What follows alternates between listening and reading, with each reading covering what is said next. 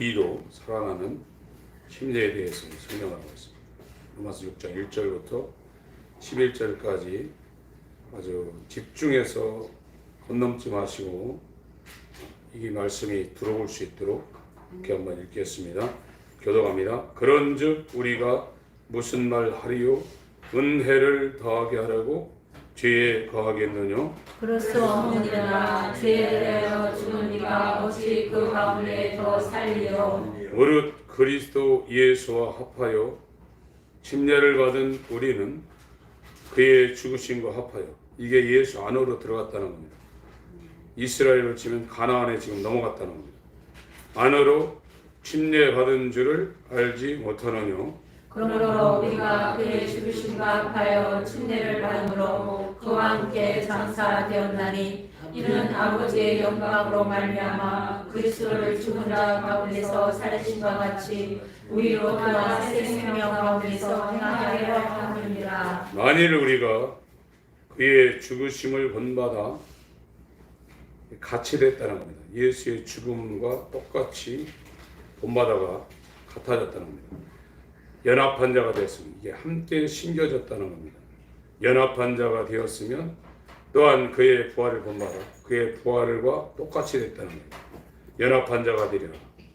우리가 알거니와 우리 옛사람이 예수와 함께 십자가에 못 박힌 것은 제 몸이 되하여 다시는 우리가 죄에게 종로를 하지 아니하려 함이라. 이는 죽은 자가 죄에서 벗어나 의롭다 하심을 얻었음이니라.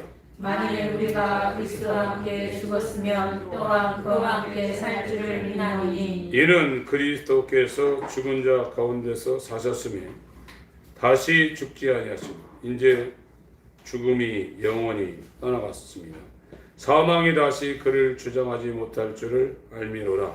그의 죽으심은 죄에 대하여 단번에 죽으심이요 그의 살으심은 하나님에 대하여 살으심이니 이와 같이 너희도 너희 자신을 죄에 대하여는 죽은 자요 그리스도 예수 안에서 하나님을 대하여는 산 자로 여길지어다. 아멘.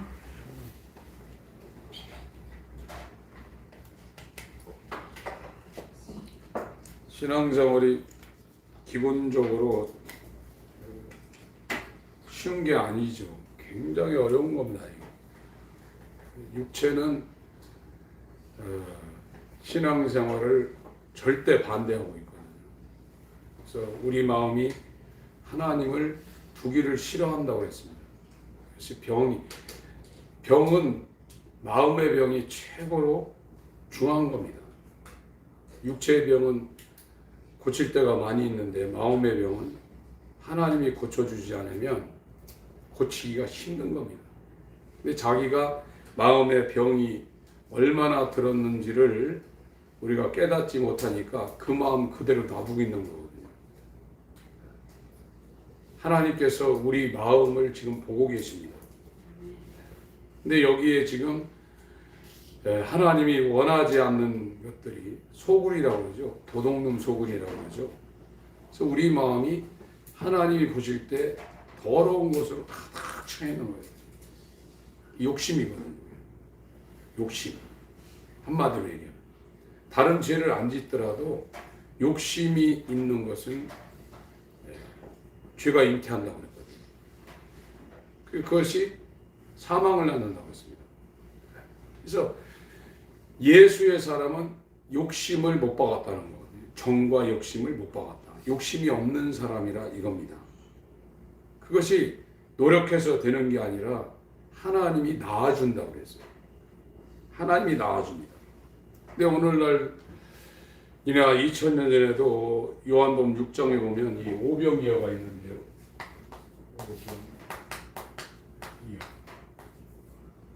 이게 떡병자고 고기여자고 떡이 5개고 고기가 2마리라는 거거든요. 7병이어도 있고 있는데 5병이 있는데 이게 어린아이 하나 점심 도시락인데 예수님이 이걸 축사를 해가지고 이걸 5,000명. 이스라엘 사람들은 사람을 숫자를 셀 때 전쟁에 나가서 전쟁할 수 있는 남자 숫자만 셉니다. 어린아이나 노인이나 여자는 이스라엘 그 숫자 계수하는데 안 들어가요. 그러니까 이렇게 5천 명만 셌으니까 여기에 여자, 어린아이, 노인까지 치면 이게 한 2만 명 정도 된다는 거거든요. 베세다 광야에 이 떡 5덩어리, 고기 2마리 가지고 남자 장정 5천 명을 먹였는데 12광절이 남았다고 성경이 기록하고 있습니다. 엄청난 거죠 이게. 요한복음 6장 하나만 보겠습니다.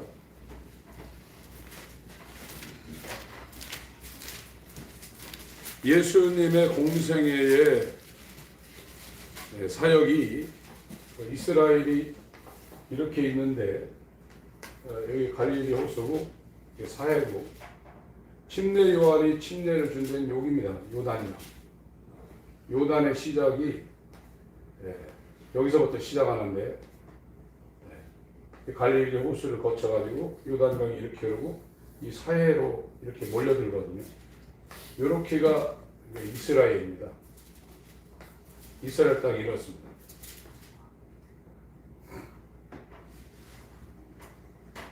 근데 여기가 북부 갈릴리거든요. 북부 갈릴리, 남유다, 예루살렘에 있는 데가. 이쪽에서 거의 사역을 많이 하셨어요. 여기 북부 갈릴리 지역에서. 남유다는 성전이 있어서 여기서 할 때는 절기나 이런 사역을 할 때 이쪽으로 내려오셨습니다. 여기가 사마리아라는 데가 여기인데 사마리아. 원래는 이 유다 왕국도 이스라엘이고 이 북왕국도 이스라엘 지파인데 이 남유다하고 이 사마리아가 왜 원수가 됐냐면 이 북이스라엘이 아수르라는 데 망했거든요. 먼저 망했습니다. 기원전 722년에 망했습니다. 이게 시리아의 전신인데 지금으로 치면 이 사람들이 세계를 정복하고 이 사람들의 식민 정책은 여기에 사는 사람을 다 다른 데로 보내요. 그리고 다른 데에 사는 사람을 여기다가 갖다가 이주시킵니다. 그래서 혼혈을 만드는 거예요. 그래서 이 북이스라엘 사람들이 전부 다 피가 섞인 거예요. 순수 혈통이 아닙니다. 우리나라도 지금 다문화 가정들이 많아서 아프리카, 이 동남아, 또 중앙아시아 이런 사람하고 혼혈이 있잖아요. 우리가 볼 때 한국 진짜 혈통 한국 사람들 보는 거하고 혼혈을 볼 때 약간 그 감이 다르잖아요. 그런 것처럼 이스라엘은 하나님이 선택한 유일한 선민이라는 사상이 아주 강합니다. 지금도 그렇습니다. 지금도 다 버러지 같은 인간이고 유대인만 진짜 하나님의 선민이라고 지금도 이들은 아주 철통같이 믿고 있거든요.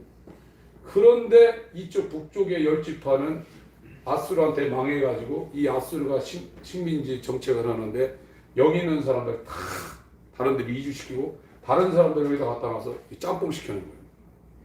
그래서 이 남쪽에 있는 유대인들이 북쪽에 있는 사마리아인들하고 상종을 안 하는 겁니다. 너네는 개다 이거예요. 이방인이다. 그래서 요한복음 4장에 사마리아 여자가 어떻게 유대인이 나하고 대화하고 나보고 뭐 달라고 하느냐 이런 얘기가 나오는 겁니다.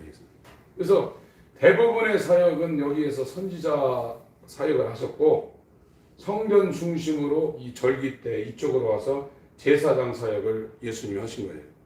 근데 요한복음 6장은 여기 6월절이 예수님 공생애 때 4번 있었는데 3번은 여기 오셨는데 이때 베세다 광야, 이 베세다 광야는 갈릴리 호수 요 위쪽입니다. 나사렛은 이쪽에 있고 가버나움이 여기 있고 이 베세다 광야가 여기 있거든요. 여기에서 지금 이루어지는 일입니다. 요한복음 6장이요. 그 후에 예수께서 갈릴리 바다고 디베랴 바다 건너편으로 가시매 큰 무리가 따르니 이는 병인들에게 행하시는 표적을 보미러라.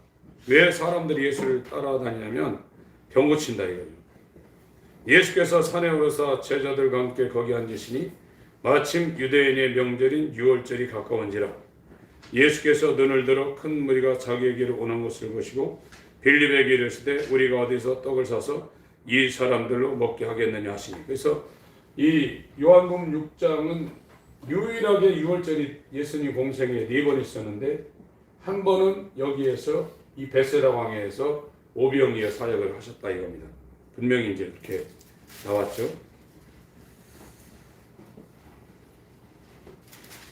제가 좀 더 읽겠습니다.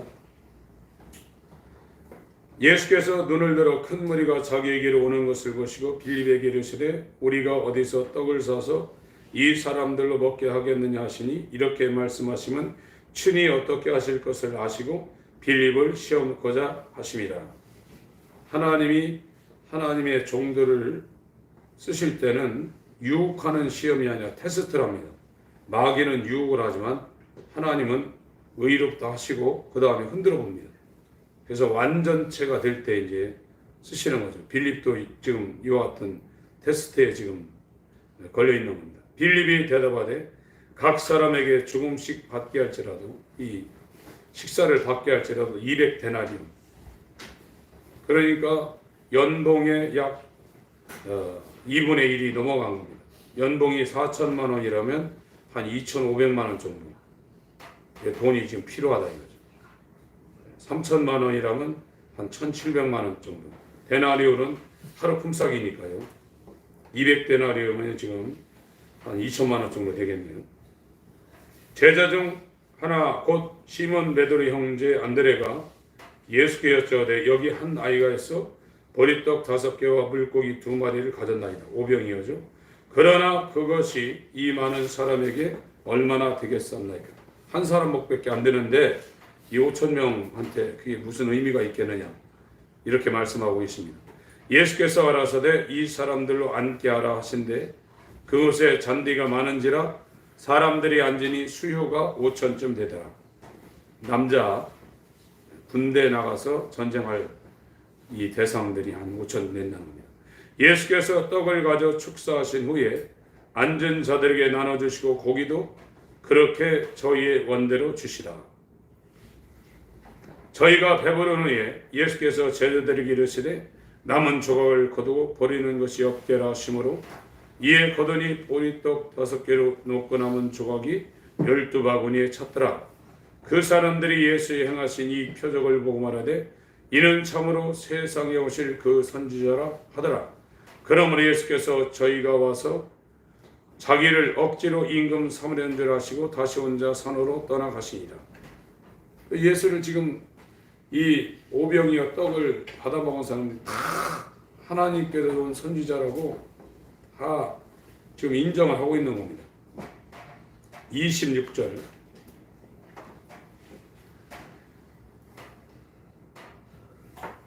이러니까 예수님이 도망갔죠. 도망가고 이제 배를 타고 이제 넘어갔습니다. 25절 24절부터 제가 무리가 거기 예수도 없으시고 제자들도 없음을 보고 곧 배들을 타고 예수를 찾으러 가버나움으로 가서. 그러니까 이 갈릴리 호수가 이렇게 있는데 이 베세다가 여기에요. 그리고 이 요단 이쪽은 전부 다 이방인 땅입니다. 그래서 거라사 지방이라든지 데가볼리라는데 그런데 전부 다 이 가나안이 아니라 요단강 이쪽 편에 있는 이방인의 땅입니다. 그래서 이 거라사인의 지방에는 돼지도 키우는 거예요. 여긴 돼지 안 키웁니다. 유대인 땅은. 그래서 여기 갈릴리 이 베스다에서 이적하여가고 임금 사오려들 하시고 이 베스다에서 이쪽으로 배 타고 이렇게 가버나움이 여기 있거든요. 가버나움. 어렸을 때 산 나사렛 여기고 공생애의 주둔지는 가버나움입니다. 이쪽으로 가면 여기에서 예수님이 주로 여기서 숙식을 하시고 사역을 하셨어요. 여기 베사다 광야에서 갈릴리 호수를 배 타고 여기로 간 겁니다. 그리고 남쪽에 예루살렘에 올 때는 예루살렘에서 2.5리가 되는 감난산이 있는데 이 감난산 너머에 베단이라는 데가 있어요. 여기 마리아, 마르다, 나사로의 집. 여기 빈민촌입니다. 문둥이들이 몰려 사는데 지금도 여기가 최고의 빈민가랍니다. 실직률이 굉장히 많은 데인데 주로 예수님이 베다니 마리아 집에 캠프를 차리고 여기 계셨습니다. 그래서 낮엔 여기 가셔가지고 성전에서 바리새인들하고 마지막에 십자가 지시기 일주 전에 여기 오셔가지고 강론하시고 또 밤에 이쪽으로 왔고 성경 읽어보면 이런 표현이 나오죠. 그래서 북쪽의 사역의 캠프는 이 가버나움이 있었고 남쪽에 유다에 내려올 때는 이 베다니의 감람산 뒤편에 있는 마리아, 마르다, 나사로 집에서 주를 지켰었어요. 이렇게 예수님이 실제 삶도 그렇게 됐던 겁니다. 근데 사람들은 가난한 거 싫죠. 예수님 엄청 가난하셨습니다. 지금 그 얘기를 지금 하고 있습니다. 가버나움이요. 25절 바다 건너편에서 만나 랍비야 어느 때 여기 오셨나니까. 그 예수님은 여기 임금 삼는 줄 알고 그냥 일로 와버리고 이 제자들은 배 타고 이제 늦게 이제 가버나움으로 온 겁니다. 26절 읽습니다. 27절까지 읽습니다. 시작. 예수께서 대답하여 가라사대 내가 진실로 진실로 너희에게 이르노니 너희가 나를 찾는 것은 표적을 본 까닭이 아니요 떡을 먹고 배부른 까닭이로다. 썩는 양식을 위하여 일하지 말고 영생하도록 있는 양식을 위하여 하라. 이 양식은 인자가 너희에게 주리니 인자는 아버지 하나님의 인치신 자니라. 지금도 5,000명 모이면 엄청나요. 사람 5,000명 모여 있으면 어마어마합니다. 근데 여기다가 진짜 그 벳세다 광야에 지금 2000년 전에 인구가 많지도 않을 때 2만 명이 여기 광야에 모여 있다고 생각하면 이 예수님이 얼마나 회오리 바람을 일으키고 공생애 때 사역을 하셨는지 아시겠죠? 2만 명이라면 부은 사람들 다 모아야 나올 정도의 그런 엄청난 숫자입니다. 근데 이때는 인구도 없는데 이 사람들이 북쪽에서 예수님이 얼마나 대단했건 이 광야에 이렇게 사람들이 모였겠어요. 근데 이 모인 게 뭐냐면 떡 먹고 배부른 까닭이에요. 예수님이 떡을 주니까 신기하거든. 이게 1인분 도시락 갖다가 이걸 막 계속 축사하고 제자들한테 나눠주니까 이게 뭐가 있는지 계속 나오는 거예요. 얼마나 신기하겠어요. 하나님께서 온 자라고 얘기를 하고 쫓아다녔다.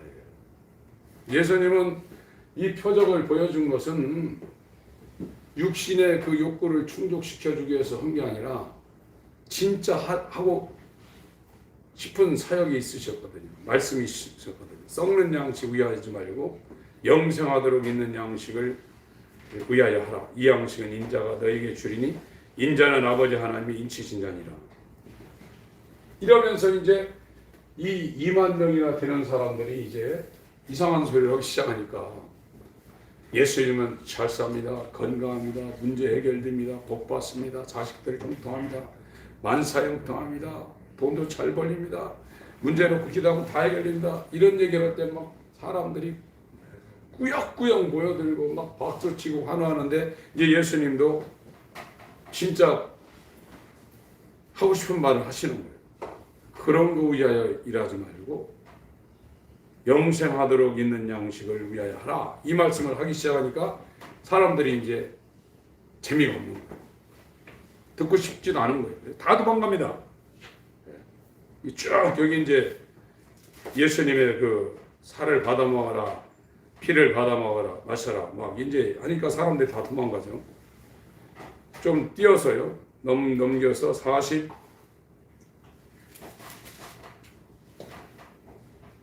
44절부터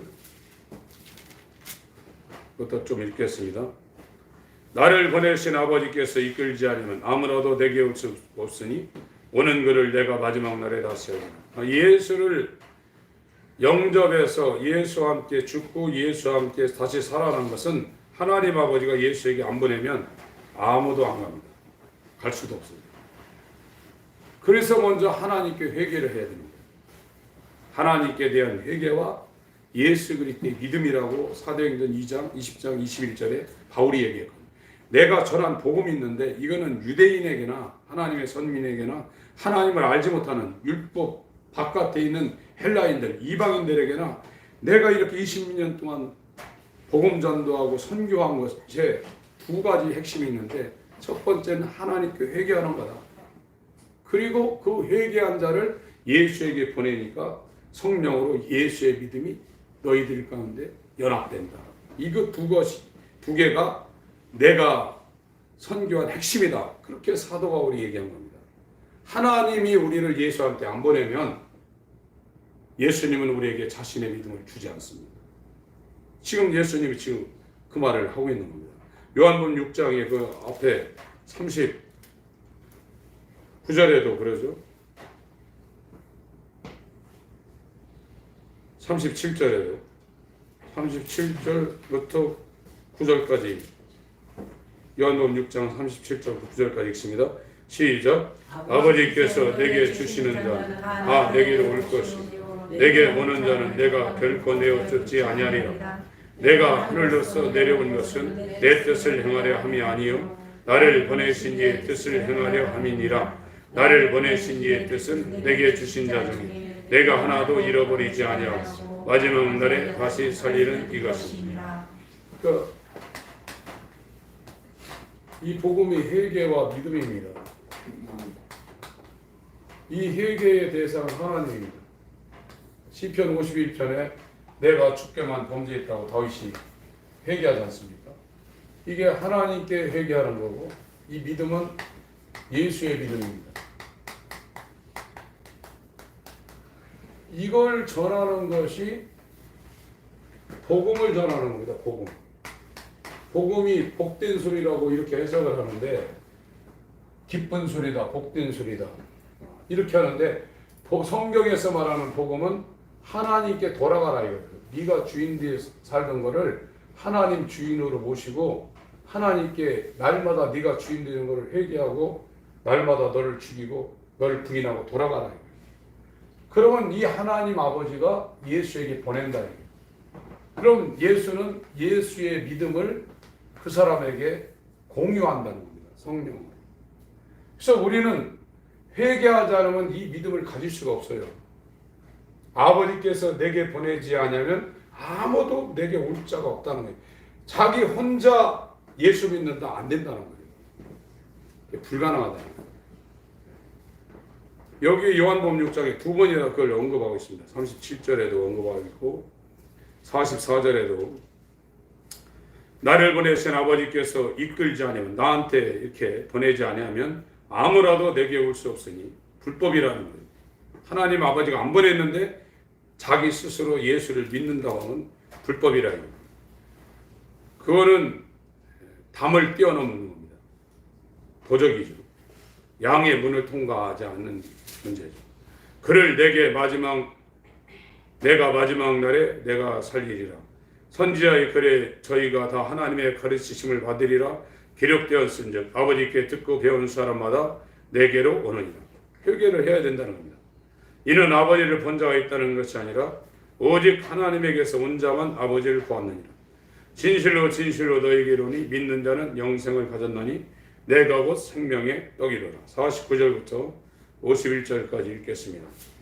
시작. 너희의 조상들은 광야에서 만나를 죽었거니 이는 하늘로서 내려오는 떡이 사람으로 하여금 먹고 죽지 아니하게 하는 것이니라. 나는 하늘로서 내려오는 산떡이니 사람이 이 떡을 먹으면 영생하리라. 나의 줄 떡은 곧 세상의 생명을 위한 내 살이라 하시니라. 여기 지금 5,000명은 만나와 같은 그 떡을 먹고 예수를 따르고 있다. 그러나 하나님께 회개하는 사람은 예수의 살과 피를 먹고 마신다. 이거는 썩는 양식이지만 이거는 영생하도록 있는 양식이다.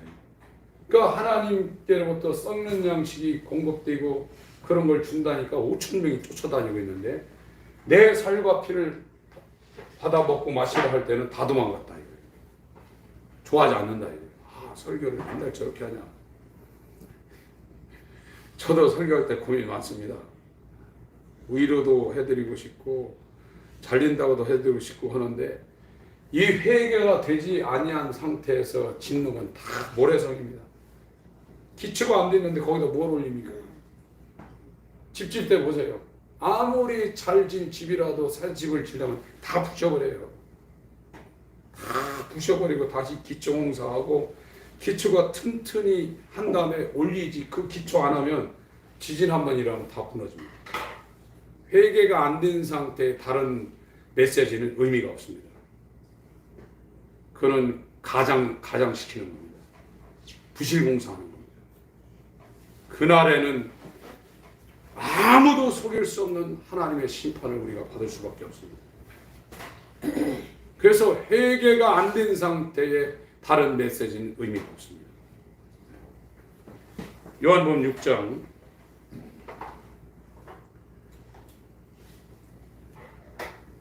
여기 52절부터 또 한 번 반복을 하고 있습니다. 52절 이러므로 유대인들이 서로 다투어 그러되 이 사람이 어찌 등이 제사를 우리에게 주어 먹게 하겠네. 이제 예수님의 메시지 때문에 이제 분란이 일어난 거예요. 전에는 오병이 할 때는 이런 게 없었습니다. 화려했죠. 막 쫓아다니고 막 인기가 높았죠. 그런데 이제 메시지가 영적으로 전환이 된 상태입니다. 내 살을 받아 먹고 마시라. 썩는 양식 위하여 일하지 말고 영생하도록 있는 양식 위하여. 메시지 전환이 되니까 안에서 이제 야, 저 설교 잘못됐다. 뭐 했다 막 다툼이 지금 일어난 겁니다. 예수께서 이르시되 내가 진실로 진실로 너희에게로니 인자의 살을 먹지 아니하고 인자의 피를 마시지 아니하면 너희 속에 생명이 없느니라. 내 살을 먹고 내 피를 마시는 자는 영생을 가졌고 마지막 날에 내가 그를 다시 살리니 내 살은 참된 양식이요 내 피는 참된 음료다. 내 살을 먹고 내 피를 마시는 자는 내 안에 거하고 나도 그 안에 거하나. 이제 하나가 된 거예요. 예수와 하나가 된 자만 세상을 이겨요. 예수와 떨어져 있으면 뭐 절대 못 이깁니다. 하나가 돼요. 그러니까 예수님은 이 땅에 오신 게 자기와 한 몸 된 교회 만들러 온 거예요. 그래서 교회에 예수님이 계세요. 교회 바깥에는 예수님이 안 계십니다. 교회라고 할 때 이런 어떤 건물이나 사람들의 모임이 아닙니다. 예수와 함께 죽고 예수와 함께 살아나는 걸 교회라고 해요. 그래서 계시록에 촛대 사이에 인자 같은 이가 이렇게 간다는데 이게 교회입니다. 교회. 거기에 에스보 두사빌라라는 에베소, 서마나, 도아디라 뭐 이런 교회가 있는데 그게 건물을 얘기하는 게 아닙니다.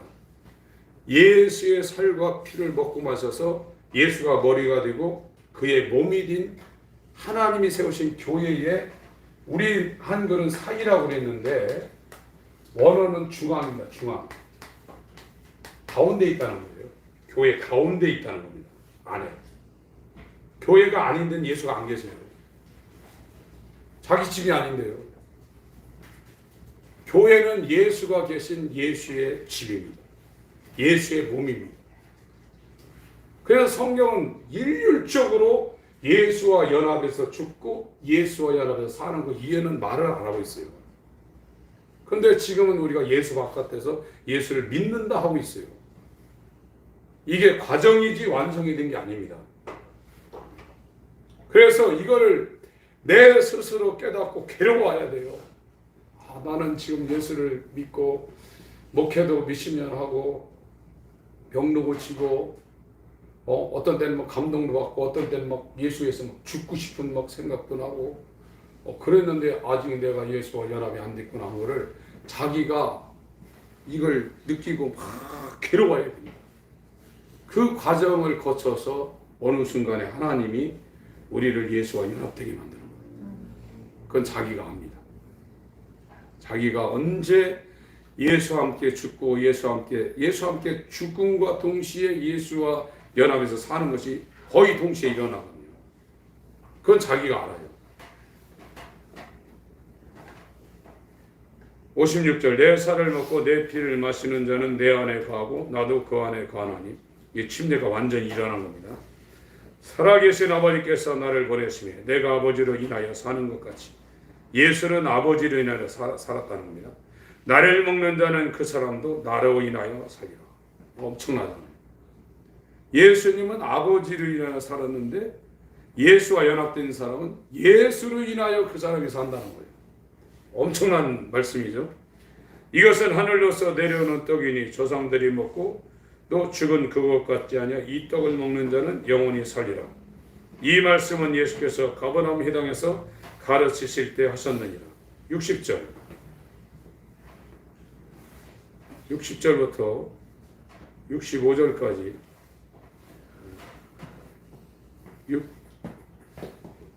마지막까지 읽겠습니다. 60절부터 시작. 제자 중 여럿이 듣고 말하되 이 말씀은 어렵다. 누가 들을 수 있느냐 하는데 예수께서 스스로 제자들이 이 말씀에 대하여 수근거린 줄 아시고 가라사대 이 말이 너희에게 걸림이 되느냐? 그러면 너희가 인자의 이전 있던 곳으로 올라가는 것을 볼 것 같으면 어찌하려느냐? 살리는 것은 영이니 육은 무익하니라. 내가 너희에게 이런 말이 영이요 생명이라. 그러나 너희 중에 믿지 아니하는 자들이 있느니라 하시니 이는 예수께서 믿지 아니하는 자들이 누구며 자기를 팔자가 누군지 처음부터 아심이라. 너 가라사대 이러함으로 전에 너희에게 말하기를 내 아버지께서 오게 하여 주지 아니하시니 누구든지 내게 올 수 없다 하였노라 하시니라. 이러므로 제자 중에 많이 물러가고 다시 그와 함께 다니지 아니하더라. 예수께서 12 제자에게 이르시되 너희도 가려느냐? 시몬 베드로가 대답하되 주의 영생의 말씀이 계시니 우리가 네게로 가오리까? 우리가 주는 하나님의 거룩하신 줄 믿고 알았었나이다. 예수께서 대답하시되 내가 너희 12를 택하지 아니하였느냐? 그러나 너희 중에 한 사람은 마귀니라 하시니 이 말씀은 가룟 시몬의 아들 유다를 가리키심이라. 저는 12 중에 하나로 예수를 펼쳤다. 이제 복받으라는 얘기, 막 떡을 만들어주고 고기를 만들어주고 할 때는 아무런 부담이 없었어요. 절절절 쫓아다녔습니다. 그때 당시에 여기가 도시거든요. 여기는 판자촌들이에요. 완전히 국경입니다. 우리나라로 치면 저 백두산, 두만강, 압록강에 있는 아주 변두리거든요. 거기에서 2만 명이 2000년 전에 몰려다닐 정도면 예수님이 얼마나 대단했습니까? 회오리 바람을 몰고 다녔단 말이에요. 이렇게 해주니까 사람들이 졸졸졸 쫓아다녔습니다. 그런데 이 메시지를 전환시켰어요. 육체에 관한 세상에 관한 얘기 안 하고 영적인 얘기를 하기 시작하니까 이제 안에서도 이제 만니 어른이 이해가 안 되느니 어떻게 제사를 먹고 피를 마시라고 하니 하면서 사람들이 다 도망갔어요. 듣기 싫어합니다. 영적인 얘기. 다 도망가서 이제 제자들만 남았는데 그 제자들 또 내 피를 받아 마시라니까 이거는 듣기가 너무 힘들다 어렵다 이건 안 된다. 60절에 말하고 있지 않습니까? 제자 중 여럿이 듣고 말하되 이 말씀은 어렵도다. 누가 들을 수 있느냐? 누가 구원받냐? 지금 그래요. 구원받은 사람이 많잖아요. 그런데 저 개인적으로도 하나님께서 이 기회를 주셔서 긍휼을 하나님은 단번에 하실 수 있어요. 종려나무 가지 들고 호산나 하니까 아이들이 하니까 그걸 막으니까 하나님은 돌멩이도 아브라함 자손 만들 수 있다. 그게 간단한 얘기가 아닙니다. 아브라함 자손은 구원받는다는 얘기입니다. 아브라함의 자손은 구원받게 한다는 거예요.